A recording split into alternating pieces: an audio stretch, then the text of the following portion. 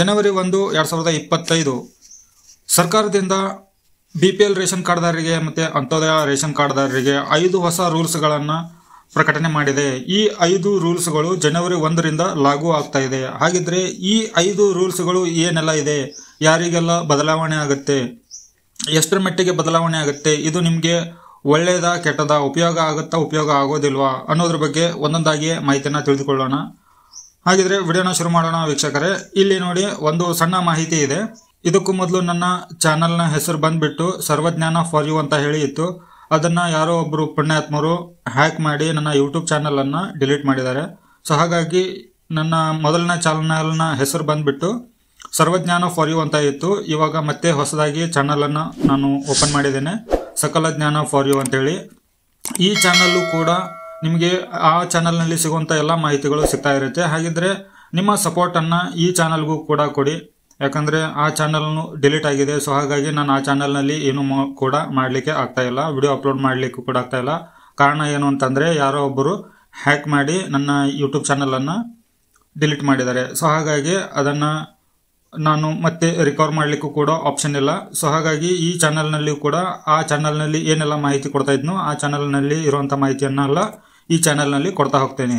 So ನಿಮ್ಮ support ನನಗೆ ಬಹಳ ಅಗತ್ಯ ಇದೆ. ಚಾನಲ್ಗೆ ಸಪೋರ್ಟ್ ಕೂಡ ಮಾಡಿ, ಹಾಗೆ ಸಬ್ಸ್ಕ್ರೈಬ್ ಮಾಡಿ, ವಿಡಿಯೋಗೆ ಲೈಕ್ ಕೊಡಿ.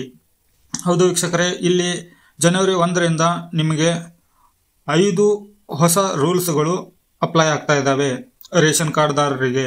ಸೊ ಇಲ್ಲಿ ಮೊದಲನೇದಾಗಿ ಏನೆಲ್ಲ ಇದ್ದಾವೆ, ಈ ಒಂದು ರೂಲ್ಸು ನಿಮಗೆ ಒಳ್ಳೆಯದಾಗುತ್ತಾ, ಅನುಕೂಲ ಆಗುತ್ತೋ ಇಲ್ವೋ ಅನ್ನೋದನ್ನು ಒಂದೊಂದಾಗಿ ತಿಳಿದುಕೊಳ್ತಾ ಹೋಗೋಣ. ಇಲ್ಲಿ ನೋಡಿ ವೀಕ್ಷಕರೇ, ವಾರ್ಷಿಕ ಆದಾಯದಲ್ಲಿ ಕೂಡ ಬದಲಾವಣೆ ಆಗಿದೆ. ನಗರ ಪ್ರದೇಶದಲ್ಲಿ ಎಷ್ಟು ಮಿತಿ ಇದೆ, ನಂತರ ಗ್ರಾಮೀಣ ಪ್ರದೇಶದಲ್ಲಿ ಎಷ್ಟು ಮಿತಿ ಇದೆ ಅನ್ನೋದನ್ನು ತಿಳಿದುಕೊಳ್ಳೋಣ. ಇವಾಗ ನೀವು ನಗರ ಪ್ರದೇಶದವರು ಅಂದರೆ ಸಿಟಿ ಲೆವೆಲ್ನಲ್ಲಿ ಇರುವಂಥವರಿಗೆ 3 ಲಕ್ಷದವರೆಗೂ ಅವರ ಒಂದು ವಾರ್ಷಿಕ ಆದಾಯ ಲಿಮಿಟ್ ಕೊಟ್ಟಿದ್ದಾರೆ. ಯಾರೆಲ್ಲ ರೇಷನ್ ಕಾರ್ಡನ್ನು ಹೊಂದಿದ್ದೀರೋ, BPL ರೇಷನ್ ಕಾರ್ಡು ಮತ್ತು ಅಂತ್ಯೋದಯ ರೇಷನ್ ಕಾರ್ಡು, ಅಂಥವರಿಗೆ 3 ಲಕ್ಷದವರೆಗೆ ಮಿತಿಯನ್ನು ಕೊಟ್ಟಿದ್ದಾರೆ ನಗರ ಪ್ರದೇಶದಲ್ಲಿ. ಇನ್ನು ಗ್ರಾಮೀಣ ಪ್ರದೇಶದಲ್ಲಿ 2 ಲಕ್ಷದವರೆಗೆ ಅವರಿಗೆ ಅವರ ಒಂದು ವಾರ್ಷಿಕ ಆದಾಯ 2 ಲಕ್ಷದವರೆಗೆ ಮಿತಿ ಕೊಟ್ಟಿದ್ದಾರೆ. ಇನ್ನು ಆಸ್ತಿಯಲ್ಲಿ ಅವರ ಒಂದು ಮಿತಿ ಎಷ್ಟು ಇರಬೇಕು ಅನ್ನೋದ್ರ ಬಗ್ಗೆ ಇಲ್ಲಿ ಮಾಹಿತಿಯನ್ನು ತಿಳ್ಕೊಳ್ಳೋಣ. ಎರಡನೇದಾಗಿ, ನಗರ ಪ್ರದೇಶದಲ್ಲಿ 100 ಚದರ ಮೀಟರ್ಗಿಂತ ಹೆಚ್ಚಿನ ಪ್ಲಾಟ್ಗಳು ಅಥವಾ ಮನೆಗಳನ್ನು ಹೊಂದಿದರೆ ಅಂಥವರು ಅನರ್ಹರಾಗಿರುತ್ತಾರೆ. ಅಂದರೆ ಇವರು BPLಗೆ ಮತ್ತು ಅಂತ್ಯೋದಯ ಕಾರ್ಡಿಗೆ ಎಲಿಜಿಬಿಲಿಟಿ ಇರೋದಿಲ್ಲ.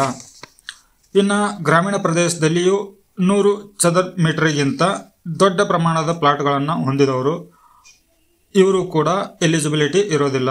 ಅಂದರೆ BPL ಕಾರ್ಡುಗಳು ರದ್ದಾಗಬಹುದು. ವಾಹನ ಮಾಲೀಕತ್ವದಲ್ಲಿಯೂ ಕೂಡ ಬದಲಾವಣೆಯಾಗಿದೆ.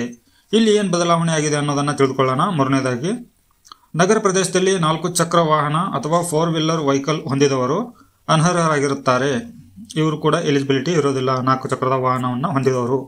ಇನ್ನು ಗ್ರಾಮೀಣ ಪ್ರದೇಶದಲ್ಲಿ 4 ಚಕ್ರದ ಟ್ರ್ಯಾಕ್ಟರ್ ಅಥವಾ 4 ಚಕ್ರದ ವಾಹನ ಹೊಂದಿದವರು ಕೂಡ ಅನರ್ಹರಾಗಿರುತ್ತಾರೆ. ಇನ್ನು 4ನೇದಾಗಿ, ಮಾನ್ಯ ಪುರಾವೆಯಾಗಿ ಕೂಡ ಇಲ್ಲಿ ರೇಷನ್ ಕಾರ್ಡನ್ನು ಉಪಯೋಗ ಮಾಡಬಹುದು. ನಿಮ್ಮ ಜಾತಿಯ ಆದಾಯ ಪ್ರಮಾಣ ಪತ್ರಗಳಿಗೆ ಅಥವಾ ಗೌರ್ಮೆಂಟ್ ಅಪ್ಲಿಕೇಶನ್ ಏನಾದರೂ ಹಾಕ್ತಾ ಇದ್ರೆ ನೀವು ಇದನ್ನು ರೇಷನ್ ಕಾರ್ಡನ್ನು ಉಪಯೋಗ ಮಾಡ್ಬೋದು. ಯಾಕಂದರೆ ಇದರಲ್ಲಿ ನಿಮ್ಮ ಕುಟುಂಬದ ಎಲ್ಲ ಸದಸ್ಯರುಗಳು ಇರ್ತಾರೆ. ಇದರಲ್ಲಿ ನಿಮಗೆ ಬದಲಾವಣೆ ಏನಾಗಿದೆ ಅಂತ ಅನ್ನೋದಾಯ್ತಂದರೆ, ಪದಾರ್ಥಗಳಲ್ಲಿ ಬದಲಾವಣೆ ಆಗಿದೆ. ಮೊದಲು ಅಂದರೆ ಇವಾಗ ಹೊಸದಾಗಿ ಜನವರಿಯಿಂದ ಬರೋಕ್ಕಿಂತ ಮೊದಲು 3 kg ಅಕ್ಕಿ ಕೊಡ್ತಾಯಿದ್ರು, 2 kg ಗೋಧಿ ಕೊಡ್ತಾಯಿದ್ರು. ಆದರೆ ಜನವರಿ ತಿಂಗಳಿಂದ 2.5 kg ಅಕ್ಕಿಯನ್ನು ಅಂದರೆ 2.5 kg ಅಕ್ಕಿ ಕೊಡ್ತಾರೆ, 2 kg ಗೋಧಿ ಕೊಡ್ತಾರೆ. ಅರ್ಧ kg ಅಷ್ಟು ಇಲ್ಲಿ ಪ್ರಮಾಣವನ್ನು, ಅಕ್ಕಿ ಪ್ರಮಾಣವನ್ನು ಇಳಿಕೆ ಮಾಡಲಾಗಿದೆ. ಅದೇ ಥರ ಅಂತ್ಯೋದಯ ಪಡಿತರ ಚೀಟಿ ಯಾರೆಲ್ಲ ಹೊಂದಿದ್ದೀರೋ ಅವರ ಒಂದು ಪದಾರ್ಥಗಳಲ್ಲಿಯೂ ಕೂಡ ಬದಲಾವಣೆ ಆಗಿದೆ. ಮೊದಲು 14 kg ಗೋಧಿ ಕೊಡ್ತಾಯಿದ್ರು, 21 kg ಅಕ್ಕಿ ಕೊಡ್ತಾಯಿದ್ರು. ಆದರೆ ಜನವರಿ ತಿಂಗಳಿಂದ 18 kg ಅಕ್ಕಿಯನ್ನು ಕೊಡ್ತಾರೆ, 17 kg ಗೋಧಿಯನ್ನು ಕೊಡ್ತಾರೆ. ನಾನು ನಿಮಗೆ ಮೊದಲೇ ಹೇಳಿದ ಹಾಗೆ ಕೊನೆಯಲ್ಲಿ ಒಂದು ಬಹಳ ದೊಡ್ಡ ಅಪ್ಡೇಟನ್ನು ತಿಳಿಸ್ಕೊಡ್ತೇನೆ ಅಂತ ಹೇಳಿದ್ದೆ. ಇಲ್ಲಿ ನಿಮ್ಮ ರೇಷನ್ ಕಾರ್ಡು ಬಂದ್ ಆಗಬಹುದು. ಕಾರಣ ಏನನ್ನೋದ್ರ ಬಗ್ಗೆ ನಾನು ನಿಮಗೆ ಇಲ್ಲಿ ತಿಳಿಸ್ಕೊಡ್ತೇನೆ. ನಿಮ್ಮ ರೇಷನ್ ಕಾರ್ಡು ರದ್ದಾಗಬಹುದು. ಕಾರಣ ನೀವು ನಿಮ್ಮ ಕುಟುಂಬದ ಎಲ್ಲ ಸದಸ್ಯರು EKYC ಮಾಡಿಸದಿದ್ದರೆ ಇಲ್ಲಿ ಕಂಪಲ್ಸರಿಯಾಗಿ ನೀವು EKYC ಮಾಡಿಸಲೇಬೇಕು.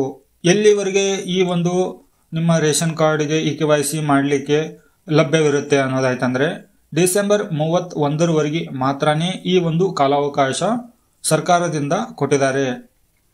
ಈ ಎಲ್ಲ ಪ್ರಕಟಣೆಗಳು ಸರ್ಕಾರದಿಂದಾನೇ ಬಂದಿದೆ. ಸೊ ಹಾಗಾಗಿ ಇಲ್ಲಿ ನಾನು 5 ಅಪ್ಡೇಟ್ಗಳನ್ನು ನಾನು ನಿಮಗೆ ಇಲ್ಲಿ ತಿಳಿಸ್ಕೊಟ್ಟಿದ್ದೇನೆ. ಕೊನೆಯದಾಗಿ ಹೇಳಿರೋ ಅಪ್ಡೇಟ್ ಏನಿದೆಯಲ್ಲ ಅದು ಬಹಳ ಇಂಪಾರ್ಟೆಂಟು. ಸೊ ಆ ಒಂದು ಅಪ್ಡೇಟನ್ನು ನೀವು ಕಂಪಲ್ಸರಿಯಾಗಿ ಫ್ಯಾಮಿಲಿಯಲ್ಲಿ ಇರುವಂಥ ಎಲ್ಲ ಸದಸ್ಯರು EKYCಯನ್ನು ನೀವು ಮಾಡಿಸಲೇಬೇಕು.